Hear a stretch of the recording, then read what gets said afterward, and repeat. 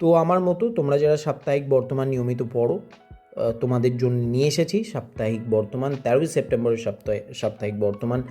আজ 13ই সেপ্টেম্বর 2025, মূল্য নেওয়া হয় 10 টাকা। তো প্রচ্ছদ এরকম হয়েছে। আর রাজ্যের চেনা অচেনা 101 ঠিকানা। তো তুমি যদি রাজ্যের চেনা অচেনা 101 ঠিকানার খোঁজ নিতে চাও তাহলে এই পত্রিকাটি তোমার জন্যে। পুজোয় ভ্রমণ কিন্তু তোমাকে আরও বেশি সহজ করে দেবে এই পত্রিকাটি। তো এইভাবে শুরু হচ্ছে, দেখে নাও।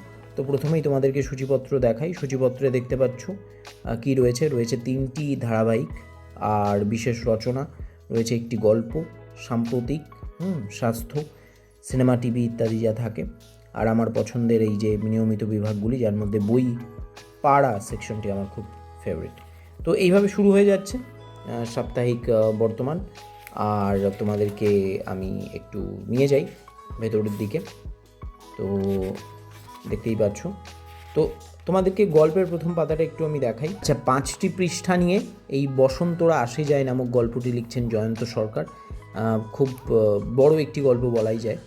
আর তোমাদেরকে এই দিকের পাতা একটু উল্টে দেখাবো যে ছোট বড় পরিবারের বড় ছোট সবার জন্য প্রকাশিত হয়েছে শারদীয় বর্তমান 1432, যার মূল্য করা হয়েছে 160। আমি খুব বড় ফ্যান এই শারদীয় বর্তমানের। এবারের মূল্যটা একটু বেশি করা হয়েছে, 60 টাকা বেড়েছে।